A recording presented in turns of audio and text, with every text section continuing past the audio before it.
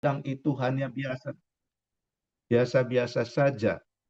Jadi seluruhnya harus diteliti, diperiksa dengan sungguh, dengan amat, sekaligus juga harus diwaspadai.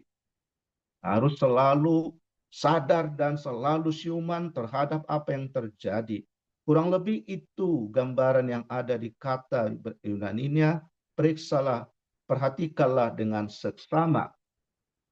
Bapak Ibu, kata perhatikan dengan seksama sebagai sesuatu yang diminta oleh Paulus kepada jemaat di Efesus, tentunya itu lebih kepada panggilan mereka sebagai anak-anak terang.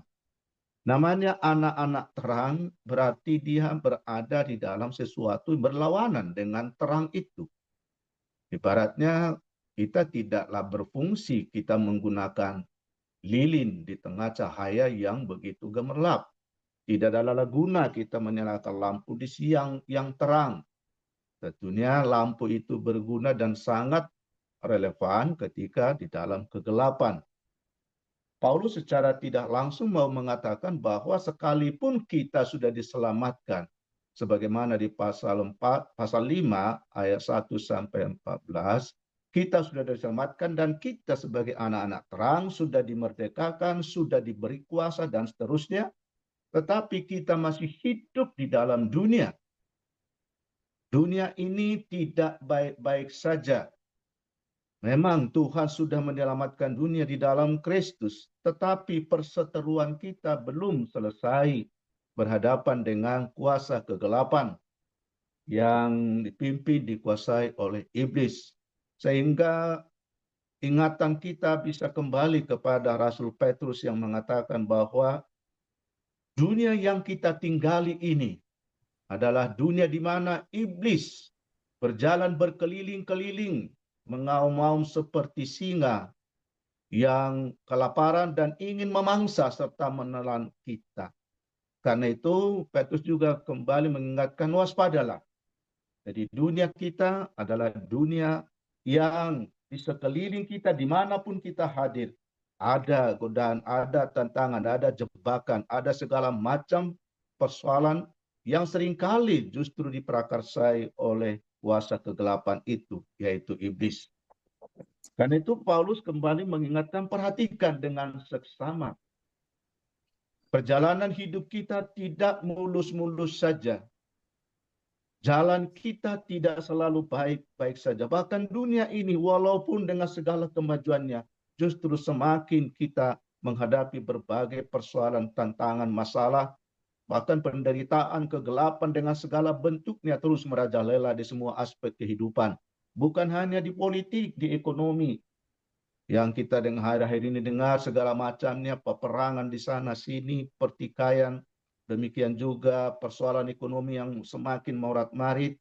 Kita bolak-balik mendengar PHK, persoalan-persoalan lain belum kita hitung lagi seperti pribadi kita, masalah kesehatan, masalah hubungan di dalam keluarga yang semakin memenuhi atau menghadapi tantangan yang begitu dinamis, hubungan keluarga, suami, istri, bahkan kadang-kadang di dalam kita keluarga susah bertemu, susah kita untuk menikmati persekutuan sekarang karena begitu hebatnya kemajuan zaman, terutama yang berpusat pada teknologi informatika, sehingga kita sulit untuk menciptakan suatu persekutuan secara fisik. Godaan yang terbesar sekarang ini adalah bagaimana kita memuaskan hasrat kita dengan alat-alat teknologi sehingga kita bisa melupakan Tuhan, melupakan kegiatan dan lain sebagainya. Nah, ini bentuk-bentuk modern yang kita hadapi sebagai kegelapan yang menghantui, yang terus menghinggapi setiap hidup beriman kita. Kalau di zaman di Efesus tidak seperti yang kita hadapi sekarang ini. Paling-paling mereka lebih banyak berurusan dengan persoalan penyembah berhala yang memang masih kuat selain pengajaran-pengajaran yang berkembang pada zamannya. Tetapi pokok persoalan Paulus lebih kepada bagaimana memaksimalkan dan menyatakan jati diri mereka sebagai orang-orang benar di tengah dunia yang dikuasai atau dibayangi kegelapan ini. Karena itu sekali lagi, perhatikan keadaanmu. Perhatikan, teliti, periksa dirimu, periksa langkahmu, periksa jalanmu. Tidak kebetulan kata yang dipakai Bapak Ibu, bagaimana kamu hidup. Perhatikanlah dengan sesama bagaimana kamu hidup. Kata yang dipakai sebetulnya itu adalah jalan atau berjalan. Bagaimana kamu berjalan? Itu menggunakan dari istilah Ibrani yang berkaitan dengan perilaku sebenarnya. Jadi bukan jalan dalam arti jalan tol atau jalan yang kita jalani, tapi lebih bagaimana kita hidup menurut kehendak Allah. Bagaimana kamu hidup menurut kehendak Allah. Itu yang menjadi pertanyaan dari Paulus. Bagaimana kamu hidup menurut kehendak Allah di tengah dunia yang dibayangi oleh iblis yang selalu ingin menggelapkan kehidupan dan menghancurkan kita seperti singa yang mengaum-ngaum. Jadi perhatikan dengan seksama, dengan teliti, dengan sungguh-sungguh berulang kali. Tidak ada arti selesai di dalam hidup kita di dunia ini sampai nanti tiba waktunya. Karena itu terus-menerus kita harus selalu waspada, kita harus selalu berjaga, kita harus selalu memeriksa segala sesuatu. Bukan hanya apa yang ada di dalam dunia, tetapi apa yang ada di dalam diri kita. Jadi perhatikanlah dengan seksama, itu menyangkut juga diri kita sendiri. Jangan sampai kita merasa kita kuat, merasa kita hebat, merasa kita mulus, merasa kita baik-baik saja. Padahal diri kita juga sudah ada di dalam masalah, bahkan mungkin sudah terjerembab di dalam perilaku-perilaku yang tidak seharusnya sebagai anak-anak Tuhan.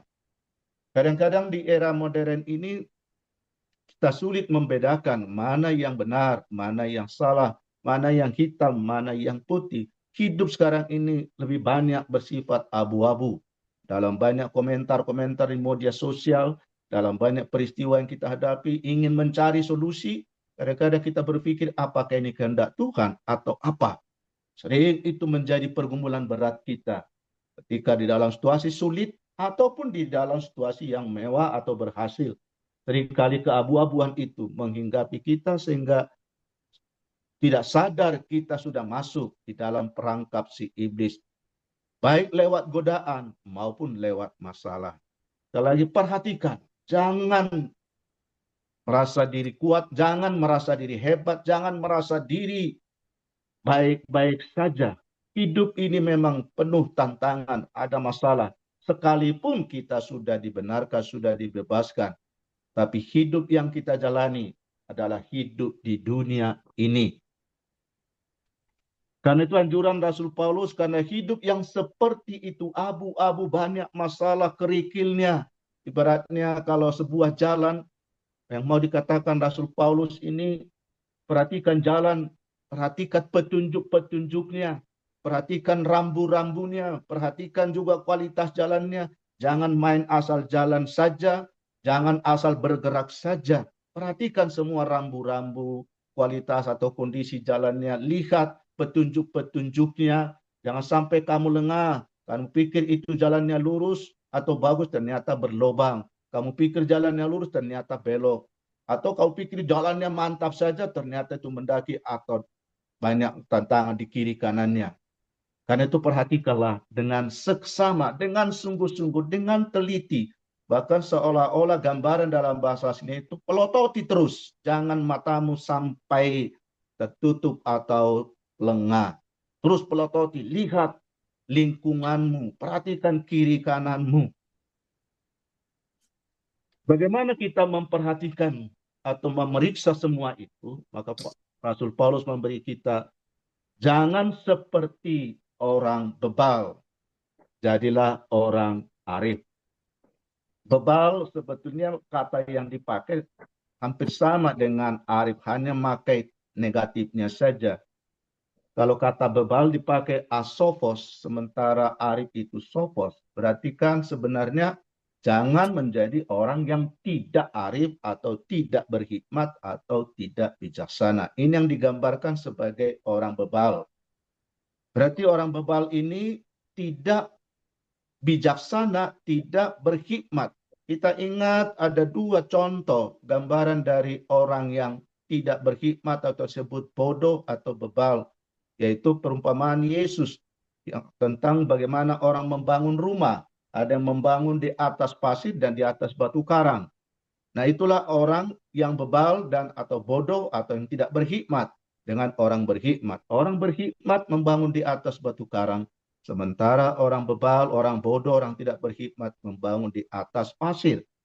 Sama-sama membangun, sama-sama di dalam situasi yang membutuhkan rumah dan melakukan semuanya dengan proses-proses manusiawi. Tetapi bedanya cuma masalah dasarnya apa. Motivasi, tujuan apa, yang menjadi pegangannya apa. Yang bodoh berpegang kepada pasir, yang gampang rapuh, yang mudah hilang, panas, sirna, seperti pasir itu ketika air datang langsung lenyap, sesuatu yang rapuh, panas, dan terbatas. Sementara orang benar atau orang berhikmat membangun di atas batu karang yang kokoh, yang kuat, yang tahan, dan terus langgeng. Itulah firman Allah. Demikian juga perumpamaan tentang orang yang perempuan yang bodoh dan perempuan yang bijaksana atau berhikmat.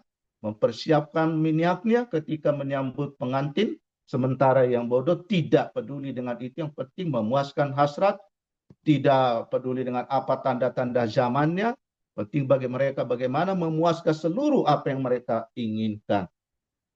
Inilah yang digambarkan bagi kita Bapak Ibu, supaya kita jangan seperti orang bebal, orang tidak berhikmat, yang hanya digerakkan keinginannya, yang hanya fokus kepada tujuannya, yang hanya memuaskan hasratnya, kadang-kadang tidak begitu peduli dengan apa yang terjadi, dia begitu serampangan, dia begitu tidak teratur, bahkan lebih fokus kepada nilai-nilai duniawi.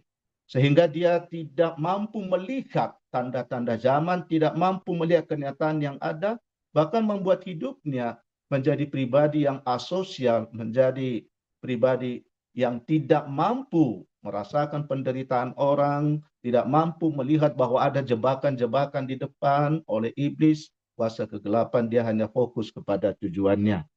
Adalah berbeda dengan orang yang arif. Orang yang arif karena dia terus-menerus memelototi, itu yang dimaksudkan. Ada 4 hal yang menjadi pegangan orang arif, sebagaimana lanjutan dari ayat 15 ini. Yang pertama, orang arif itu memang selalu berhubungan dengan Allah. Itu dasarnya seperti orang bijaksana atau orang berhikmat yang membangun batu karang, membangun rumahnya di atas batu karang. Artinya selalu mendasarkan dirinya kepada firman Allah. Itulah batu karang yang teguh. Tidak ada pilihan lain bagi dirinya kecuali firman itu. Karena firman itu bukan saja pelita bagi kaki, terang bagi jalan, tetapi firman itu adalah kekuatan, hikmat ilahi, juga sekaligus kuasa bagi seseorang yang mempercayai dan melakukannya. Ya selalu demikian. Karena kata sophos ini selalu berhubungan dengan Allah. Artinya takut akan Tuhan adalah permulaan hikmat. Jadi orang yang takut akan Tuhan adalah orang berhikmat. Dengan demikian yang akan selalu mendasarkan dirinya pada kehendak Tuhan, yaitu firman-Nya. Yang kedua, selalu mampu dan terus berusaha merangkul peluang, menggunakan setiap waktu untuk kemuliaan Tuhan, bukan untuk memuaskan hasrat. Dia tahu bahwa waktu itu tidak akan pernah kembali. Dia tahu waktu itu tidak akan bisa dibeli. Waktu itu hanyalah anugerah yang diberikan Tuhan kepadanya, sehingga dia menggunakan dengan sebaik-baiknya. Hampir semua waktu saat yang dia punya selalu didaya gunakan, dinikmati sebagai anugerah yang memberi dia kesempatan memuji muliakan Allah, menikmati kasih-Nya, mendayakan apa yang dia punya sehingga menjadi berkat bagi banyak orang. Sekecil apapun waktu itu selalu sangat berharga, sehingga dia bisa merangkul setiap peluang-peluang yang ada. Tidak ada alasan bagi kita menurut konteks ini atau teks ini untuk mengatakan saya tidak punya waktu. Itu mungkin hanya masalah manajemen saja yang belum berjalan dengan baik. Tapi sesungguhnya kita hanya diberi kesempatan dan kuasa oleh Tuhan menata, mengelola waktu. Kita tidak punya waktu. Yang punya waktu adalah Tuhan. Ketika waktu itu selesai, kita tidak punya kuasa untuk mengembalikan. Jangan sampai kita menyesal, kita sudah selesai di akhir sana, baru kita menoleh ke belakang, harusnya begini, harusnya begitu. Itu hanya penyesalan yang menyiksa. Karena itu dikatakan pergunakan waktu, kelola waktu, merangkul setiap peluang, menjadi sesuatu yang indah, menjadi sesuatu yang kita relevansikan dengan kelakuan kita. Bagaimana kita hidup di tengah waktu, di tengah kairos, kesempatan yang ada. Jangan seperti orang bebal yang hanya memuaskan hasrat keinginannya di tengah waktu yang ada. Yang ketiga, mampu memahami mana kehendak Allah, mana yang dipikirkan, direnungkan oleh kita sesuai nggak dengan kehendak Allah. Apakah itu relevan? Apakah itu benar? Maka itu kita harus terus mau dibaharui dan terus dituntun oleh firman itu. Sebab tidak ada yang bisa mengenal kehendak Allah dengan benar dan pasti, kecuali Allah itu sendiri yang berbicara dan menolong kita lewat firman-Nya. Siapa yang selalu bergelut dengan firman Allah, merenungkannya siang malam, maka seperti tadi dia menjadi pelita, menjadi terang yang menuntun, sehingga kegelapan itu disirnakan, sehingga apa yang menyelubungi tadi keraguan-raguan, keabu-abuan itu, oleh firman Allah dalam kuasa Roh-Nya, itu akan meningkatkan kebenaran, sehingga kita tahu mana kehendak Allah, terus-menerus dibaharui. Rasul Paulus mengatakan dalam Roma 12 ayat 2, biarkanlah dirimu dibaharui terus-menerus oleh Roh. Jangan menjadi serupa dengan dunia ini, supaya kamu bisa membedakan mana kehendak Allah. Berarti selalu terus dengan bergumul firman Allah dan mau belajar terus mempraktekannya dalam kehidupan sehari-hari. Dan yang terakhir, bagaimana kita membiarkan diri kita dipimpin oleh Roh. Jangan mabuk oleh anggur seperti dengan segala keberhasilan. Jangan, itu hanyalah kerapuhan yang bisa saja sirna cepat seperti pasir yang ditiup air.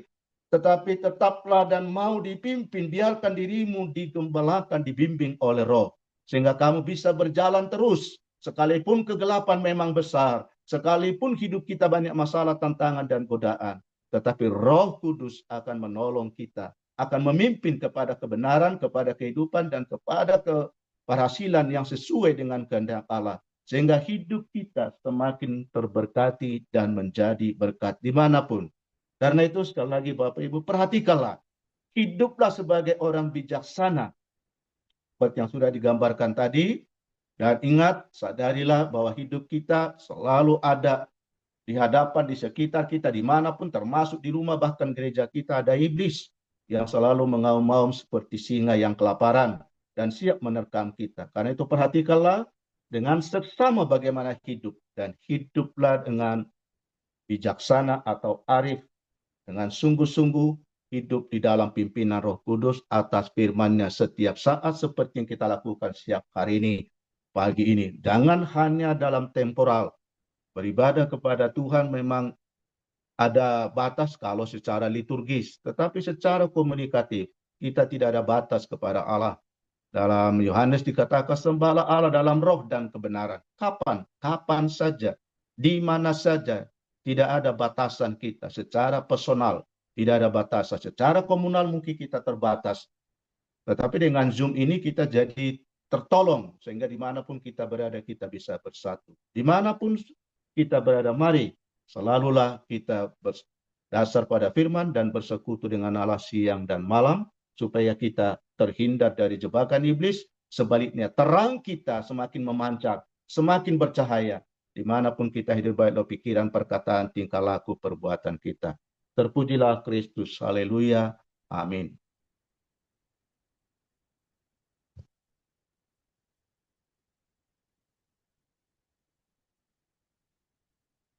Mari kita satu dalam doa. Terima kasih ya Tuhan atas firman-Mu. Tolonglah kami di tengah dunia yang gelap, dengan segala bentuknya yang ingin menghancurkan kami, ingin mengagalkan rencana-rencana-Mu. Tolonglah kami Tuhan untuk senantiasa memperhatikan keadaan kami dengan seksama. Hidup ini tidak selalu baik-baik saja. Ada banyak tantangan, masalah, dan persoalan di dalamnya. Tapi sisi lain kami punya jati diri sebagai anak-anak terang yang sudah Tuhan selamatkan, kuduskan, dan meteraikan sebagai anak-anak-Mu. Bahkan Tuhan utus ke tengah dunia. Karena itu hendaklah kami selalu memperhatikan yang sesama, selalu mengevaluasi diri, memeriksa diri kami, memeriksa kenyataan sekitar kami, peka terhadap apa yang terjadi. Supaya kami hidup seturut kehendak-Mu. Karena itu biarlah kami hidup dengan arif, dengan bijaksana, selalu berhubungan dengan percaya membangun hidup kami atas dasar firman-Mu setiap saat.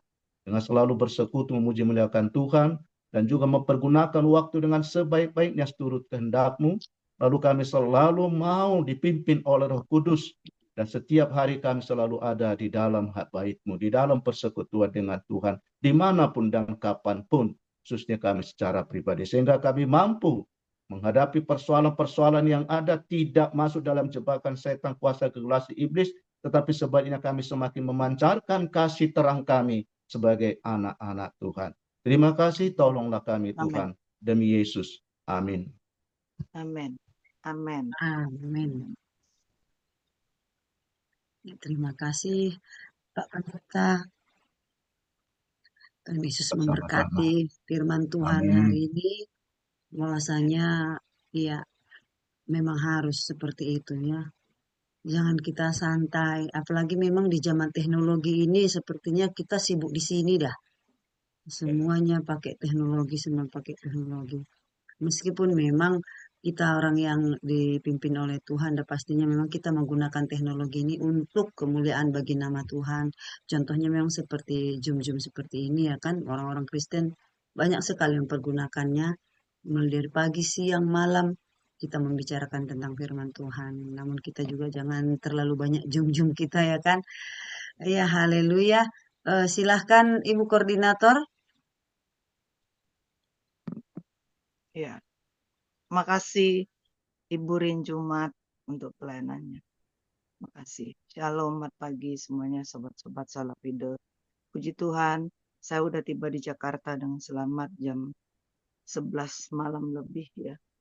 Puji Tuhan. Haleluya. Terima kasih untuk dukungan doanya. Terima kasih untuk hambanya Bapak Pendeta Ramli, baru pertama sekali bisa hadir di ruang Zoom Salafide. Sorry, suara saya